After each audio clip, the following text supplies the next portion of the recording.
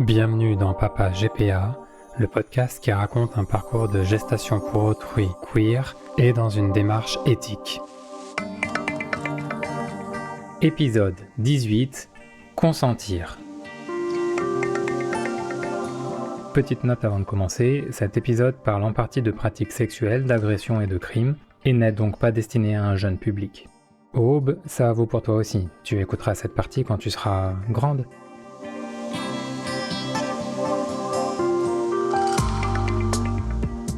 Pour clôturer cette section plus théorique et conceptuelle de mon récit, et après avoir abordé sous l'angle de la GPA la queerness, la dignité et les féminismes, il fallait que je te dise un mot du consentement.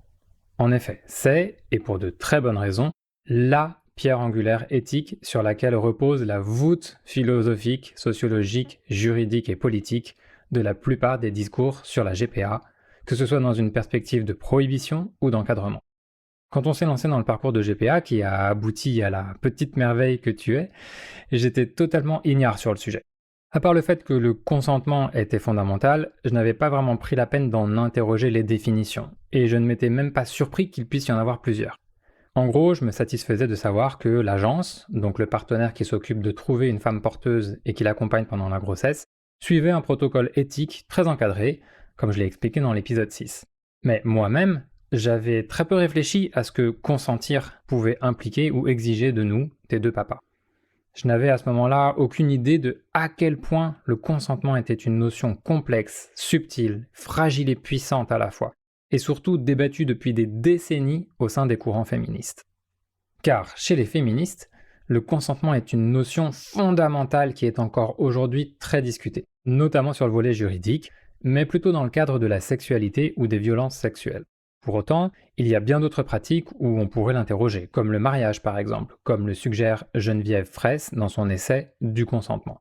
Ces dernières années, d'une part le puissant mouvement MeToo portant les voix des victimes, puis d'autre part des affaires comme La Meute en Espagne ou Mazan en France, ont généré de nombreuses heures de débats dans les médias, tous supports confondus, et la publication de plusieurs essais dont certains sont lumineux. Du coup, je pense que si tu veux te pencher sur le sujet, le matériel existe déjà et il est solide. Pour autant, dans cet épisode, je vais moi aussi commencer par m'arrêter sur le consentement appliqué à la sexualité parce que je ne crois pas qu'on puisse comprendre vraiment ce qui se joue autour de la procréation et de la GPA en particulier sans avoir d'abord posé ce cadre. Passer par l'une est, je pense, éclairant pour parler correctement de l'autre. Alors commençons. Les questions autour du consentement sont vieilles comme la philosophie. La volonté de Platon, l'assentiment des stoïciens, le libre arbitre de Descartes, le déterminisme de Spinoza, le contrat social de Rousseau, tout ça. Bon, mais disons que dans sa forme moderne et dans l'histoire des féminismes, c'est surtout dans les années 1970 et 1980, et notamment aux États-Unis, que cette notion va devenir explosive. On appelle ce moment les sex wars, ou guerres sexuelles féministes, pour te dire à quel point ça a secoué dans le bateau. Je te résume ça. Deux grands camps idéologiques s'affrontent parmi les féministes états-uniennes sur la question du consentement dans les pratiques sexuelles et dans l'intime en général, et notamment sur les sujets de la pornographie, du travail du sexe et des pratiques BDSM. La question au cœur des débats est: une femme peut-elle véritablement consentir à l'une ou plusieurs de ces pratiques et s'y épanouir? Ou bien, dans un monde patriarcal de domination et de violence permanente sur les femmes, en est-elle nécessairement la victime, ce qui pourrait alors en justifier l'interdiction, l'abolition? Dans le camp des abolitionnistes, on retrouve notamment les intellectuels et théoristes Catherine McKinnon, avocate, et Andrea Dworkin, essayiste. En très bref, et donc forcément un peu caricatural, elle pense que toute la sexualité hétérosexuelle est structurée par et pour le pouvoir des hommes sur les femmes. La pornographie est la théorie, le viol est la pratique, comme le formule Robin Morgan, une autre féministe abolitionniste. Ainsi, comme le résume Clara Serra dans son essai « La doctrine du consentement », paru en 2025, je la cite, « Pour les abolitionnistes, et en particulier pour McKinnon, tout pacte ou accord libre dans ces conditions est une fiction patriarcale, et le contractualisme libéral sert à légitimer la liberté des hommes et la soumission des femmes. » Fin de citation. Le consentement n'est donc jamais véritablement possible, c'est un piège idéologique. L'une des issues possibles est, selon certaines militantes comme Sheila Jeffreys, le lesbianisme politique. C'est-à-dire pour les femmes de ne plus avoir aucune relation avec les hommes. Dans son essai Aime ton ennemi, elle écrit que les femmes devraient se débarrasser des hommes de leur lit et de leur tête pour être vraiment libres. La philosophe T. Grace Atkinson résumera cette pensée par une formule devenue célèbre: le féminisme est la théorie, le lesbianisme est la pratique.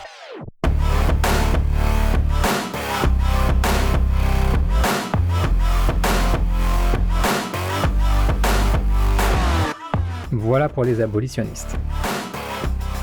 En face, c'est le camp dit des pro-sex.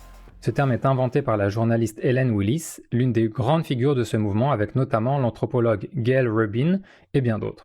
Elles défendent l'idée que les femmes peuvent consentir authentiquement, même dans une société patriarcale, même avec des rapports de pouvoir et de domination, et que nier cela revient à nier leur agentivité, c'est-à-dire leur capacité à être les autrices de leurs propres choix, à agir de manière intentionnelle sur leur propre vie, y compris dans des contextes de contraintes structurelles. Pour Willis, la sexualité est aussi un terrain de liberté, de plaisir et de désir, pas seulement d'oppression et de violence. Pour Rubin, et c'est une grande révolution théorique à l'époque, la sexualité ne peut pas être réduite aux dynamiques de genre et il faut une théorie autonome de la sexualité pour comprendre l'oppression des minorités sexuelles, gays, lesbiennes, pratiquantes BDSM, travailleuses du sexe, etc. Même si la société hiérarchise les pratiques sexuelles en bonnes et naturelles versus mauvaises et contre nature, le consentement entre adultes devrait être le seul critère éthique, et non pas la pratique sexuelle en soi. Au sujet du porno, Annie Sprinkle, sexologue, travailleuse du sexe et productrice de films, écrit dans son essai Hardcore from the Heart, la réponse au mauvais porno n'est pas d'interdire le porno, mais de faire de meilleurs films porno. Cette confrontation théorique entre abolitionnistes et pro-sexe se transforme en opposition physique lors d'une conférence à l'université new-yorkaise de Barnard en 1982. Organisée par les pro-sexe pour proposer un débat entre féministes sur le sujet de la sexualité, cette rencontre fut très fortement perturbée par les abolitionnistes qui manifestèrent, firent détruire les livrets contenant les actes du colloque et mirent la pression sur l'administration de l'université pour que l'événement soit annulé. La conférence de Barnard restera un des moments marquants de ces sex wars féministes dont certaines idées résonneront ensuite de par le monde et jusqu'à encore aujourd'hui. Une dernière chose que je veux préciser sur ces sex wars.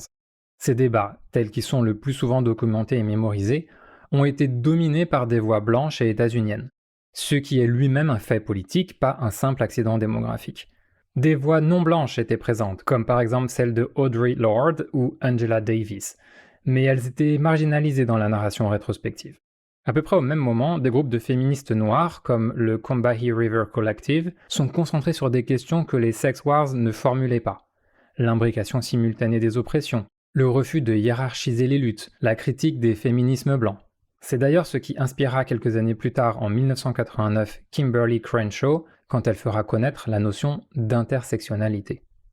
Donc ce que je veux dire, c'est que toutes les féministes à cette époque n'avaient pas comme priorité brûlante de débattre des questions du consentement dans les pratiques sexuelles. Alors, quel camp a gagné la controverse ? Eh bien, les deux et personne à la fois. McKinnon a tenté de faire interdire la pornographie par décret aux États-Unis, sans succès, mais elle a participé à de nombreux travaux de réflexion aux États-Unis et dans le reste du monde qui ont largement influencé le vote de lois sur différents sujets.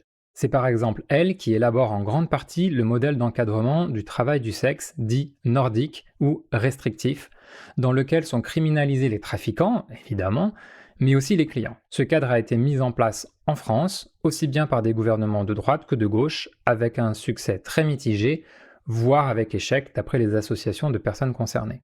Car il faut garder en tête qu'au-delà des débats d'idées, ces réflexions ont des conséquences directes sur la vie des travailleuses et travailleurs du sexe, qui, en France, ne sont toujours pas protégés par un statut, des droits et des garanties de pouvoir vivre dignement et dont les demandes et les besoins ne sont toujours pas pris en compte par l'État. Dans son essai La lutte des putes, Thierry Schaffhauser écrit « La première violence subie par les travailleuses et travailleurs du sexe est la violence d'État. On peut la considérer comme étant la source de toutes les autres. » Puis quelques pages plus loin, c'est parce que nous n'avons aucun droit en tant que travailleuses et travailleurs du sexe qui nous permettent de nous défendre et de nous protéger que nous plongeons dans la détresse sociale. Fin de citation. Voilà pour les sex wars. Mais attention, je vais éviter tout malentendu. À l'abolitionniste McKinnon, on doit également la reconnaissance du viol comme un crime contre l'humanité, notamment en temps de guerre. Et elle fut une fervente défenseuse des droits des personnes trans. Donc là aussi, une vision binaire, les gentils féministes contre les méchantes, ne saurait en aucun cas être pertinente.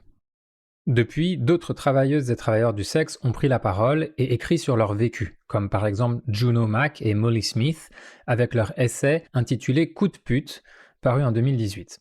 Au fil des pages, et entre autres arguments, elles renvoient dos à dos les abolitionnistes et les pro-sexe. Je les cite. Plutôt que de s'intéresser à l'aspect travail du sexe, les féministes pro-sexe et les féministes anti-prostitution étaient aux prises avec ce que le sexe symbolise, au détriment de potentielles améliorations matérielles dont auraient pu bénéficier les travailleuses dans leur vie et dans leur communauté. Fin de citation. Néanmoins, leur positionnement est profondément tourné vers la décriminalisation du travail du sexe. C'est ainsi qu'elles écrivent « Le travail du sexe n'est pas un consentement qui s'achète, via lequel une travailleuse du sexe donnerait contrôle de son corps, renierait ses limites et ses droits sexuels fondamentaux contre rémunération. Comme l'a dit la travailleuse du sexe Nikita lorsqu'elle a pris la parole à l'Assemblée générale annuelle d'Amnesty International en 2017, me croire quand je dis que j'ai été violée, c'est aussi me croire quand je dis que je ne l'ai pas été. Fin de citation. Et puis, de manière plus contemporaine, on continue encore aujourd'hui à tenter de trouver des formules magiques pour distinguer, grâce au consentement, l'activité sexuelle de l'agression, du crime, du viol. En moyenne, en France, d'après la coordination féministe, toutes les 2 minutes 30, un homme viole ou tente de violer une femme. Et toutes les 3 minutes, un adulte viole ou agresse sexuellement un enfant. Le droit essaye de s'adapter, tant bien que mal, sans jamais totalement convaincre, car on s'attaque finalement peu aux causes racines. Le patriarcat, le masculinisme, le capitalisme, la culture du viol et de l'inceste, qui sont toujours aussi florissants. Mais qui consent de vivre sous ces régimes violents de domination ?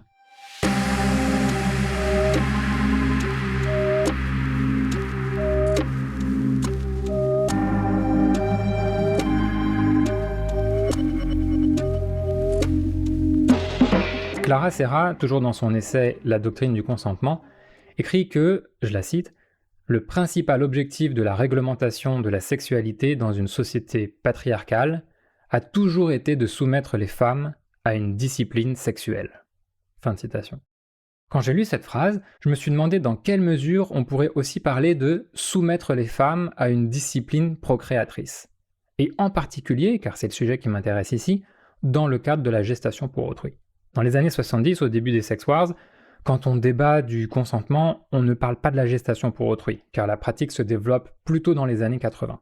À ma connaissance, l'une des rares mentions de McKinnon sur la GPA se trouve dans son essai Toward a Feminist Theory of the State, qui ne paraît qu'en 1989, et dans lequel elle compare la prostitution à la maternité de substitution, qu'elle condamne toutes les deux. Mais je crois qu'on voit facilement comment les éléments et outils de cette controverse sur le consentement dans les pratiques sexuelles s'appliquent assez bien, au moins dans ses grandes lignes, à la question du consentement dans la reproduction et donc à propos de la GPA. Inspiré par Willis et Rabin, j'argumente dans l'ensemble de ce récit que je te fais que le souci ce n'est pas la GPA, mais le patriarcat et le capitalisme déchaîné qui vont l'affecter. Que par essence la GPA n'est pas problématique, mais qu'elle peut le devenir en fonction de comment elle va se dérouler. Pour reprendre une expression marxiste, ce sont les conditions matérielles de sa réalisation qu'il faut interroger, et sur lesquelles il faut travailler concrètement quand on parle d'éthique. Autrement dit, la question n'est pas GPA oui ou non, mais GPA comment. Ces conditions matérielles, ce sont par exemple, comme je te l'ai expliqué dans l'épisode 6 et 8, les alternatives économiques dont dispose une femme porteuse potentielle, les protections juridiques mises en place, les liens et possibles dynamiques de domination entre l'agence, la clinique, les parents et la femme porteuse, les conditions d'autonomie pendant la grossesse, etc. Ces conditions matérielles de réalisation constituent un prisme essentiel pour évaluer où se situe un parcours de GPA sur le spectre éthique et pour déterminer la robustesse du consentement. Comme l'écrit Clara Serra, nous ne sommes libres de choisir une chose que quand nous pourrions tout aussi bien ne pas la choisir. Et je crois que dans cette phrase, il faut insister sur le tout aussi bien, dans le sens que ce serait très bien aussi de ne pas le choisir. Ensuite, comparé à l'activité sexuelle, la particularité de la GPA est que c'est un processus très encadré avec des étapes bien définies qui s'étendent sur de longs mois, voire des années, et avec de nombreuses parties prenantes, dont des avocats et avocates, des professionnels de santé, etc. Il y a donc le temps, l'espace et les ressources pour penser le consentement, le challenger et le documenter. C'est très important de le préciser, car comme le note Serra, le problème juridique du consentement, c'est la preuve. Or, dans un parcours de GPA, tout est fait pour que ces preuves se constituent, et ceci tout au long du parcours. C'est d'ailleurs sûrement avec cela en tête que la Cour de cassation française a permis au juge dans son arrêt du 2 octobre 2024 de, je cite, vérifier le consentement des parties à la convention de GPA et en particulier celui de la mère porteuse. Ce que je t'expliquais dans l'épisode 14. Je ne dis pas que c'est parfait et que ça règle tous les problèmes liés au consentement, mais je pense que c'est bien plus approfondi que tout ce qu'on connaît sur le consentement, mariage et procréation par coït compris.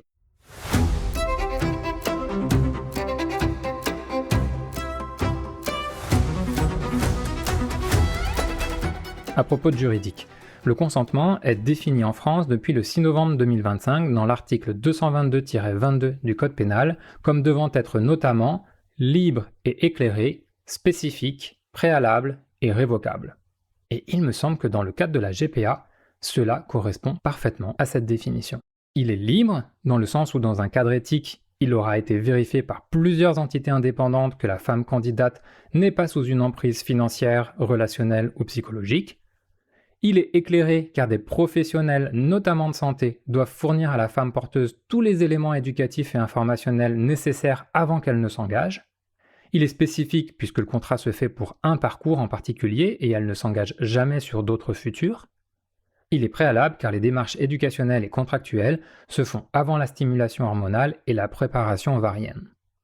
Et, alors, est-il révocable ? Oui, il l'est, car dans un cadre éthique, la femme porteuse doit conserver son droit à l'avortement. Mais, et ceci est vrai pour toutes les femmes enceintes, GPA ou non, il y a un moment où il n'est plus légalement possible de faire une interruption volontaire de grossesse. Là, la révocabilité ne peut plus s'appliquer pour des raisons qui ne concernent pas la GPA spécifiquement. Et bien entendu, le droit d'avorter vient avec le droit de ne pas avorter, quand bien même les parents d'intention le voudraient soudainement pour une raison ou pour une autre. Dans ce cas, et j'en ai parlé dans l'épisode 8, les parents d'intention demeureraient néanmoins les parents de l'enfant à venir. Ensuite, la révocabilité du consentement à la naissance. Que se passe-t-il si la femme porteuse veut finalement garder l'enfant ? Bonne question. Mais avant d'y répondre, il faut garder en tête que dans les dispositifs de GPA encadrés et éthiques, les études empiriques disponibles en Amérique du Nord rapportent une forte satisfaction des gestatrices et mentionnent très peu de cas où celles-ci cherchent à revendiquer la parentalité de l'enfant après la naissance. Les rares situations de conflit sont traitées dans la littérature scientifique surtout comme des cas litigieux isolés ou emblématiques et non comme un phénomène statistiquement fréquent. Et l'extrême rareté des litiges s'explique tout à fait.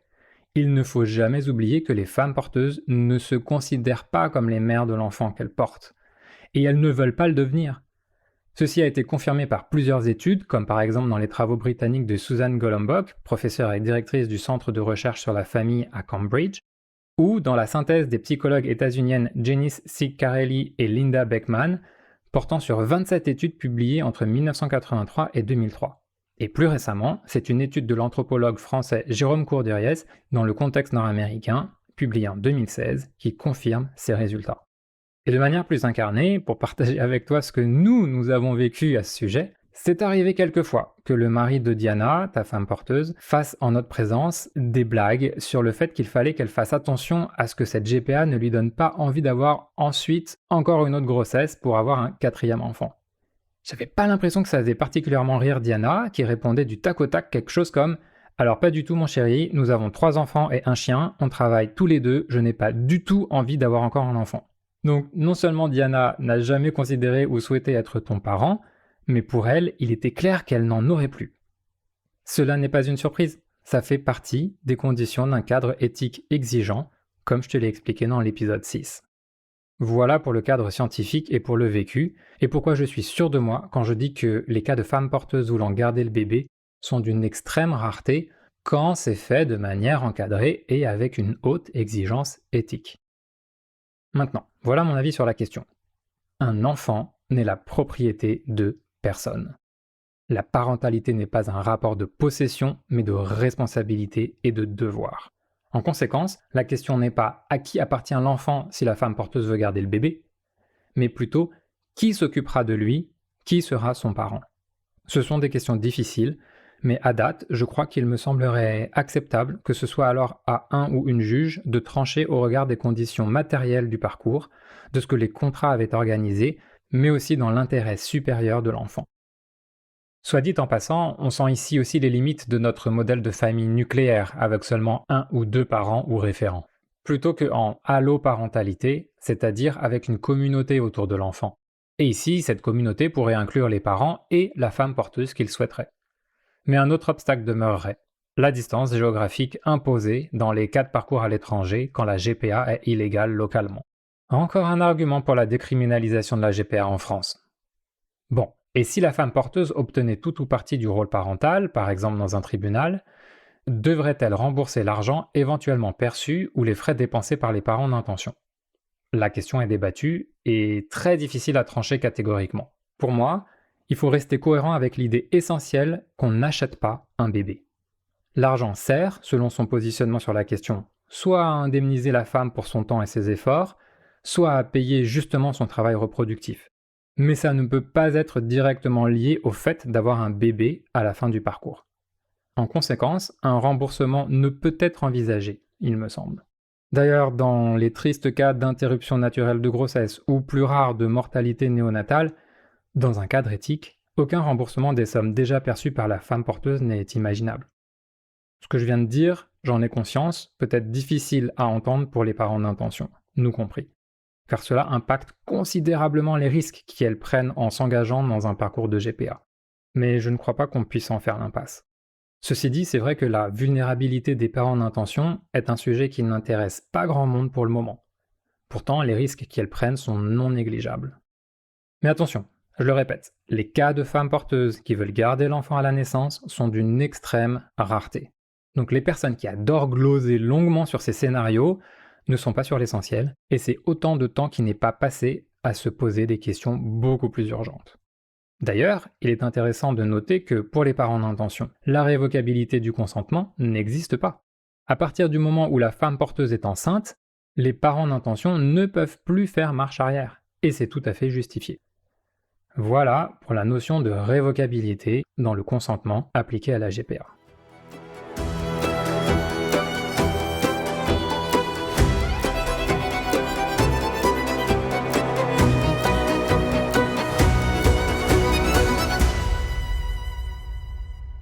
Quand on efface le consentement d'un revers de la main, en niant l'agentivité des femmes porteuses, on oublie de s'interroger sur un point fondamental, en dehors des GPA. J'insiste, en dehors des GPA. Qu'en est-il du consentement des femmes hétéro-cisgenres fertiles dans le cas d'une reproduction par coït, soit l'immense majorité des grossesses? Qu'ont mis en place nos sociétés pour s'assurer que ces femmes étaient bien consentantes à porter leur enfant? Croire que leur consentement est évident et naturel serait une grossière erreur. En France, avant l'accès effectif de la contraception en 1972, puis le droit à l'IVG en 1975, donc jusqu'à très récemment, 300 000 femmes avortaient par an et 1 millier en mouraient chaque année, d'après l'essai du collectif Notre corps nous-mêmes. Combien de femmes pendant des siècles n'ont pas consenti à porter leur enfant sans que cela ne pose aucun problème à la société? Avant d'être enceinte, y a-t-il une préparation à la grossesse et à la parentalité mise en place nationalement pour que le consentement de toute personne à devenir parent soit éclairé? Et pour rappeler que personne n'est tenu de le devenir, et donc à faire valoir son droit de ne pas consentir? Pendant les 14 premières semaines de grossesse, vérifie-t-on systématiquement et régulièrement que la personne enceinte est consentante et qu'aucune coercition graduelle ne se met en place? Cette notion de coercition graduelle est aussi expliquée dans l'essai Notre corps nous-mêmes. Inventé par Noémie Renard, ce terme désigne les situations où au départ on était consentant ou consentante, puis plus, mais que quand on veut révoquer notre consentement, cela nous est refusé.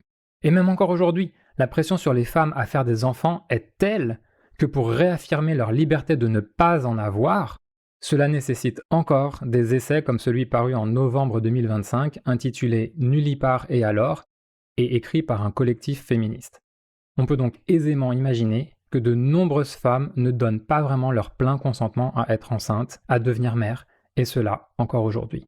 Pourquoi? Eh bien peut-être parce que, comme l'analyse la philosophe Camille Froide-Vaumétrie dans son essai Un si gros ventre, je cite, la glorification contemporaine de la maternité constitue une grande hypocrisie.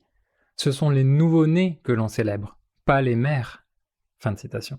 Et pour qui en douterait, il suffit de regarder ce qu'on célèbre chaque année à la date anniversaire de l'accouchement. L'enfant, le nouvel être humain, alors que la personne qui a vu l'aboutissement de longs mois de transformation de son corps et d'impact profond sur sa vie, qui a accouché dans des conditions plus ou moins faciles, et qui aura mis plusieurs semaines, voire des mois à s'en remettre, au mieux, on l'oublie, au pire, c'est elle qui porte là encore toute la charge mentale et logistique de la célébration de cet anniversaire, inviter les camarades de l'enfant, prévoir les cadeaux, faire un gâteau et la décoration, et tout bien ranger et nettoyer après. J'ai mis des décennies à réaliser que peut-être qu'un petit mot et des pensées pour la personne qui a accouché de moi, en l'occurrence ma mère, ne serait pas choquant le jour de, entre guillemets, mon anniversaire.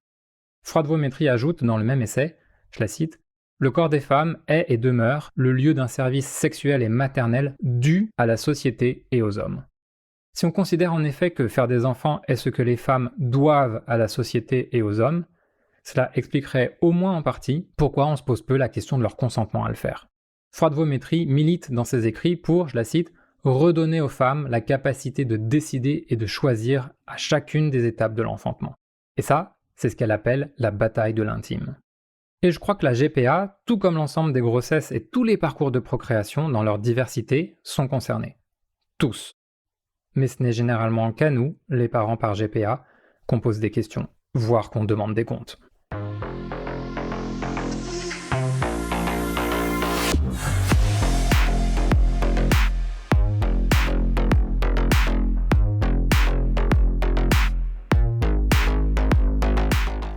Maintenant, je voudrais ajouter un mot sur le consentement depuis une perspective antiraciste. La GPA, comme toutes les pratiques reproductives et comme toutes les pratiques médicales, ne peut pas être pensée hors de son histoire. Le corps des femmes racisées, notamment les femmes noires, ont été utilisés à des fins reproductives sans leur consentement, par exemple pendant l'esclavage, pour reproduire la force de travail gratuite, et jusque dans les expérimentations médicales, comme avec le très controversé chirurgien James Marion Sims, considéré souvent comme le père de la gynécologie, et désormais aussi connu pour ses expériences cruelles sur des femmes noires mises en esclavage. Angela Davis montre dans son essai Femmes, race et classe, paru en 1981, que le contrôle reproductif des femmes noires a historiquement fonctionné dans les deux sens. Forcer la reproduction quand c'était économiquement utile aux blancs, et stériliser de force au XXe siècle quand les femmes noires étaient devenues improductives aux yeux du système. Ce double mouvement, forcer à enfanter puis forcer à ne plus enfanter, est ce qui rend la question du consentement reproductif particulièrement complexe historiquement, notamment pour les femmes noires et les femmes racisées en général. Dans la même veine, et dans l'histoire récente de France, c'est notamment la politologue française et militante féministe postcoloniale Françoise Vergès qui met en lumière dans son essai Le ventre des femmes, paru en 2017, que dans les années 1960 et 1970, des milliers d'avortements forcés et de stérilisations sans consentement ont été pratiqués à l'île de la Réunion, en plus d'une forte promotion de la contraception et de l'avortement volontaire, remboursé par la sécurité sociale locale. Tout ça, alors qu'en métropole, contraception et avortement sont encore illégaux à l'époque. Ce double standard, Vergès l'explique. Le ventre des femmes est stigmatisé aussi en fonction de la couleur de leur peau.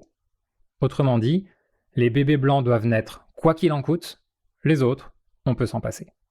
Mais ce legs historique n'est pas, il me semble, un argument contre la GPA, c'est une exigence de rigueur sur les conditions matérielles réelles dans lesquelles elle se pratique.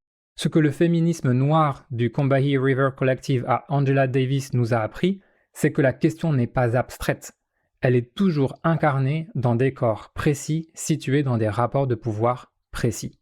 Alors oui, une GPA dans laquelle un parent d'intention blanc, aisé, confie sa grossesse à une femme noire ou racisée, sans protection légale solide, sans compensation juste, sans véritable consentement et donc liberté de refus, ça pose un problème éthique réel. Mais ce problème n'est pas, il me semble, une raison d'interdire toutes les GPA.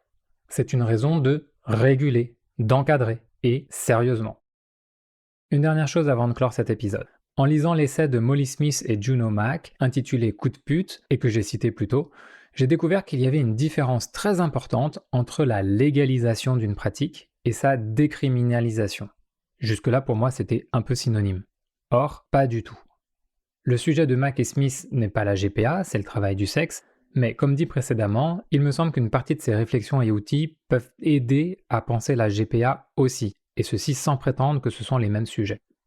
Je me suis donc dit que puisque j'ai défendu depuis le début de ce récit une légalisation de la GPA, c'est le mot que j'ai utilisé jusqu'ici, et que je n'avais pas en tête la différence avec la décriminalisation, ça vaut peut-être le coup que je partage avec toi ce que je viens d'apprendre. Je les cite. Avec la légalisation, une partie du travail du sexe, dans certains contextes précis, est légale. Ce travail du sexe légalisé est fortement réglementé par l'État et le bien-être des travailleuses ne constitue généralement pas une priorité de ce modèle. En comparaison, la décriminalisation désigne un modèle juridique où le travail du sexe est légal par défaut. Les personnes qui défendent la décriminalisation ont tendance à considérer les travailleuses du sexe comme des travailleuses, ce qui les amène à se préoccuper de leurs droits du travail. Puis elle continue quelques chapitres plus loin. La décriminalisation considère les travailleuses du sexe comme des personnes détentrices de droits et ayant besoin d'un soutien supplémentaire, tandis que la légalisation ou le réglementarisme considère les prostituées comme des personnes menaçantes, devant être encadrées par le biais de mesures punitives spécifiques. La décriminalisation est un système où l'expérience, la sécurité et les droits des personnes qui vendent du sexe sont priorisés et pour ce faire, les réglementations sont élaborées avec les travailleurs et travailleuses du sexe elles-mêmes. Fin de citation. Même si aujourd'hui, comme le dit la philosophe Marlène Jouan, personne ne semble parler de travail de l'utérus, je trouve cette distinction entre légalisation et décriminalisation intéressante et elle va certainement nourrir mes réflexions à venir.